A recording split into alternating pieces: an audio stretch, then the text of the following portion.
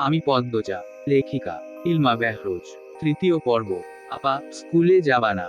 পূর্ণা পদ্মজাকে জিজ্ঞাসা করল। যাব। তাড়াতাড়ি করো। তারা দিয়ে পূর্ণা বাড়িতে ঢুকলো।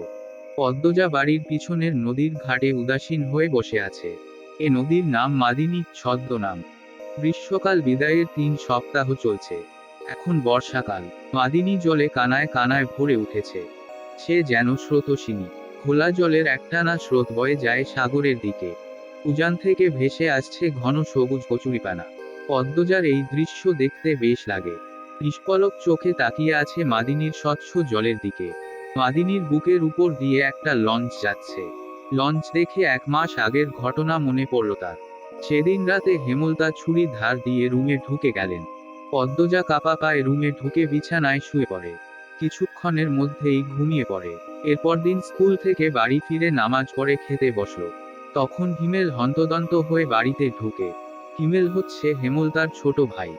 আপা, এই পদ্ম, আপা কই? হিমেলের কণ্ঠ। কি হইছে মামা? জবাব দিল পদ্মজা। পদ্মজার প্রশ্ন উপেক্ষা করে হেমলতাকে হিমেল ডাকলো। আপা, এই আপা। হেমলতা বাড়ির পিছন থেকে ব্যস্ত পায়ে হেঁটে আসেন। কি হয়েছে? হিমেল হেমলতাকে দেখে হাউমাউ করে কেঁদে উঠল। আপা, ভাইজান খুন হইছে। রাইতে কে জানি মাইরা ফেলছে রে আপা। হিমেল কাঁদতে কাঁদতে হাঁটু ভেঙে বসে পড়ল। পদ্মজা তাৎক্ষণিক সন্দিহান চোখে মায়ের দিকে তাকালো। হেমলতাকে দেখে মনে হলো তিনি চমকেছেন। অথচ তার চমকানোর কথা ছিল না। নাকি হিমেলের সামনে অভিনয় করলেন। পূর্ণা, প্রেমাকে ওদিক আসতে দিস না পদ্ম। আমি আসছি। হেমলতা বাড়ির বাইরে মিলিয়ে যান। হিমেল পাশে খুঁড়িয়ে খুঁড়িয়ে হাঁটছে। ছেলেটা বোকাসোকা, জন্মগত প্রতিবন্ধী। 22 বছরের হিমেল এখনো শিশুদের মতো আচরণ করে। কথায় কথায় খুব কাঁদে। সেখানে তার ভাই খুন হয়েছে। 1 মাস তো প্রতিদিন নিয়ম করে কাঁদবে। পদ্মজা রাতেই ভেবেছিল এমন ঘটনা ঘটতে পারে। তবুও এখন ভয় পাচ্ছে খুব। পুলিশ কি এসেছে? মাকে কি ধরে নিয়ে যাবে? ভাবতে গিয়ে পদ্মজার বুক ধক করে উঠল। গ্রামের কাছেই শহর, থানা। পুলিশ নিশ্চয় চলে এসেছে। পদ্ম ধপ করে মাটিতে বসে পড়ল। সে ঘামছে খুব। নাক, মুখ, গলা ঘেমে একাকার হয়ে যাচ্ছে। পূর্ণা খুনের কথা শুনেই খুব ভয় পেয়েছে। তার মনে হচ্ছে সেও খুন হবে। খুব বেশি ভীতু পূর্ণা। পদ্মজার শরীর কাঁপতে থাকে। চোখে ভাসছে হেমলতাকে পুলিশ শিকল দিয়ে বেঁধে নিয়ে যাচ্ছে। তার খুব কান্না পাচ্ছে। আর সময় নষ্ট না করে তড়িঘড়ি করে উঠে দাঁড়ালো পদ্মজা। মাথায় ওড়নার আঁচল টেনে নিয়ে পূর্ণার উদ্দেশ্যে বলল, প্রেমারে দেখে রাখিস বন। একক উদ্ধৃতি চিহ্ন। বাড়ি ভর্তি মানুষ। আরো মানুষ আসছে। হেমলতা মানুষজনকে ঠেলে হানিফের লাশের সামনে গিয়ে দাঁড়ালেন। তখন ফর্সা রঙের 2 জন মহিলা ঝাঁপিয়ে পড়ে তার উপর। আকস্মিক আক্রমণে হেমলতা অপ্রস্তুত হয়ে পড়েন। খেয়াল করে দেখেন 2 জন মহিলা তার মা আর বোন। তারা হাউমাউ করে কাঁদছে। কিন্তু হেমলতার তো কান্না পাচ্ছে না। ব্যাপারটা লোকচক্ষু ঠেকেছে না। একটু কি কান্নার অভিনয় করা উচিত? হানিফের মৃতদেহ দেখে মনে হচ্ছে কেউ ইচ্ছে মতো কুপিয়েছে। হেমলতার তা দেখে শান্তি লাগছে। এমন শান্তি অনেকদিন পাওয়া হয়নি। পদ্মজা সেখানে উপস্থিত হয়। হেমলতার নজরে পড়ে। ভীতু চোখে মায়ের চোখের দিকে তাকালো পদ্মজা। হেমলতা ভ্রু কুঞ্চিত করে আবার স্বাভাবিক করে নেন। পদ্মজা চোখ ঘুরিয়ে দেখছে পুলিশ এসেছে নাকি। চারিদিকে এত মানুষ। পদ্মজাকে এদিক ওদিক উকি দিতে দেখে হেমলতা এগিয়ে আসেন। চোখ মুখ শক্ত করে পদ্মজার মুখ ঘুরে দেন। পদ্মজা দ্রুত ওড়নার আঁচল মুখে চেপে ধরে গোয়ালঘরে ঢুকে পড়ল। তার মা চায় না সে কখনো এত মানুষের সামনে থাকুক। হেমলতা ঘাড় ঘুরিয়ে দেখলেন পদ্মজা গোয়ালঘর থেকে উকি দিয়ে বাইরের অবস্থা পর্যবেক্ষণ করছে। কিছুক্ষণের মধ্যে পুলিশ আসল। জিজ্ঞাসাবাদ করে হানিফের লাশ নিয়ে গেল। লোকমুখে শোনা যায় হানিফ খুন হয়েছে শেষ রাতে। এরপর নদীতে ফেলা দেওয়া হয়। লঞ্চ ঘাটে লাশ ভাসে। হেমলতাকে পুলিশ নিয়ে যায়নি বলে পদ্মজা স্বস্তির নিঃশ্বাস নিল। মানুষের ভিড়ও কমে গেছে। হেমলতার মা কাঁদতে কাঁদতে ক্লান্ত হয়ে উঠোনের এক কোণে বসে আছেন। পদ্মজা গুটি পায়ে গোয়ালঘর থেকে বেরিয়ে আসল। হেমলতা পদ্মজার দিকে তাকিয়ে মৃদু হাসেন। সেই হাসি দেখলেন হেমলতার মা মঞ্জুরা। তিনি কিছু একটা ভেবে নেন। হেমলতার কাছে এসে কিরমির করে বলেন, তুই খুন করছস? তোমার কেন মনে হচ্ছে এমন? হেমলতার কণ্ঠ স্বাভাবিক। অথচ পদ্মজা এই প্রশ্ন শুনে ভয় পেয়েছে খুব। যদি নানু পুলিশকে বলে দেয়। পুলিশ তো তার মাকে নিয়ে যাবে। কাইল রাইতে তুই আইছিলি হানিফের ঘরে, আমি দেহি নাই। রাগে কাঁপছেন মঞ্জুরা। আসছি। হেমল তার নির্বিকার স্বীকারোক্তি। কেন মারলি আমার ছেড়ারে? তোর কি ক্ষতি করছে? একক উদ্ধৃতি চিহ্ন। আসছি বলেই আমি খুন করেছি। এত রাইতে তুই তার কাছে আর কি দরকারে আইবি? আমি তাকে মারতেই যাব কেন? মঞ্জুরা আহত দৃষ্টিতে তাকিয়ে আছেন হেমলতার দিকে। হেমলতার চোখ মুখ শক্ত। নিস্তব্ধতা কাটিয়ে মঞ্জুরা চেঁচিয়ে উঠলেন, পুলিশের কাছে যাবো আমি। পদ্মজা কেঁদে উঠল। অস্পষ্ট কণ্ঠে বলে, নানু এমন করো না। হেমলতা নিচু স্বরে কঠিন করে বললেন, আমার মেয়েদের থেকে আমাকে দূরে সরানোর চেষ্টা করো না আম্মা। ফল খুব খারাপ হবে।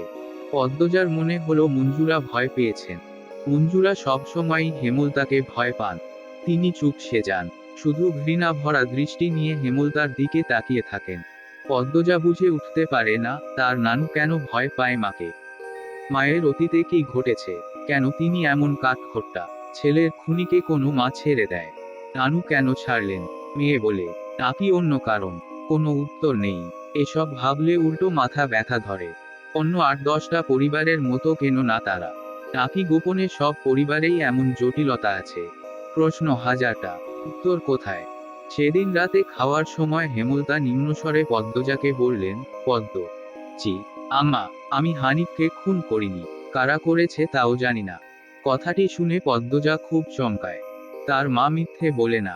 তাহলে কারা খুন করলো? পদ্মজা প্রশ্ন করলো, তাহলে শেষ রাতে মামার কাছে কেন গিয়েছিলে আম্মা? হেমলতা জবাব দেননি। খাওয়া ছেড়ে উঠে যান। পদ্মজার ভাবনার সুতো কাটলো কারো পায়ের আওয়াজ শুনে। ঘাড় ঘুরিয়ে মোর্শেদকে দেখতে পেল। মোর্শেদ পদ্মজাকে ঘাটে বসে থাকতে দেখে বিরক্তিতে কপাল কুঁচকান। এই ছেড়ি যায়েন থাইকা। একক উদ্ধৃতি চিহ্ন। পদ্মজার কান্না পায়। খুব খারাপ লাগে। নিঃশব্দে এক ফোঁটা জল গড়িয়ে পড়ে।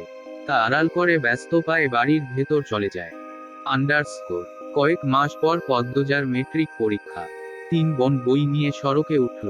পদ্মজার কোমর অবধি ওড়না দিয়ে ঢাকা। পূর্ণা একনাগারে বকবক করে যাচ্ছে। স্কুলে যাওয়া অবধি কথা বন্ধ হবে না। মাঝে মাঝে জোরে জোরে হাসছে।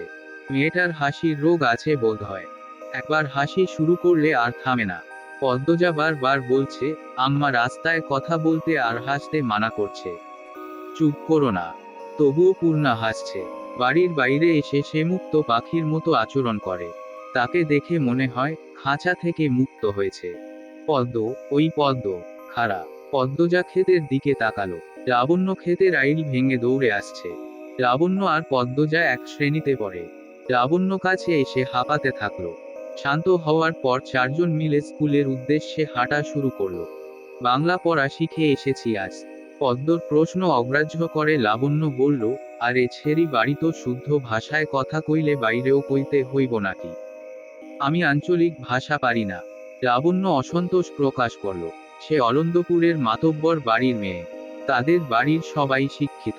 তবুও তারা আঞ্চলিক ভাষায় কথা বলে। পরিবারের 2-3 জন সদস্য ছাড়া। আর পদ্মজার 14 গোষ্ঠী মূর্খ, 2-3 জন ছাড়া। তবুও এমন ভাব করে আঞ্চলিক ভাষা নাকি পারে না। সত্যি আমি পারি না। ছোট থেকে আম্মা শুদ্ধ ভাষা শিখিয়েছেন। উনিও বলেন, তাই শুদ্ধ ভাষায় কথা বলতেই আরাম পাই। পূর্ণা তো পারে। একক উদ্ধৃতি চিহ্ন। আমার চেষ্টা করতে ইচ্ছে হয় না। ইচ্ছা বাদ দে। শুন, কাইল আমরার বাড়িতো নায়ক নায়িকারা আইব। পূর্ণা বিগলিত হয়ে প্রশ্ন করল, কেন আসবো? কোন নায়ক? শুটিং করতে। ছবির শুটিং। পদ্মজা এসবে কোনো আগ্রহ পাচ্ছে না। পূর্ণা খুব আগ্রহ বোধ করছে। সপ্তাহে একদিন সুমিদের বাড়িতে সাদাকালো টিভিতে সে ছায়াছবি দেখতে যায়। তাই অভিনয় শিল্পীদের প্রতি তার আগ্রহ আকাশছোঁয়া। পূর্ণা গদগদ হয়ে প্রশ্ন ছুড়ল, কোন নায়ক নায়িকা? বল না লাবণ্য আপা। তারা, মনে করি। একক উদ্ধৃতি চিহ্ন। পূর্ণা কৌতূহল নিয়ে তাকিয়ে আছে। লাবণ্য চোখ বুজে মনে করার চেষ্টা করল। এরপর মনে হতেই বলল, লিখন শাহ আর চিত্রা দেবী। তুমি আমার ছবির নায়ক নায়িকা।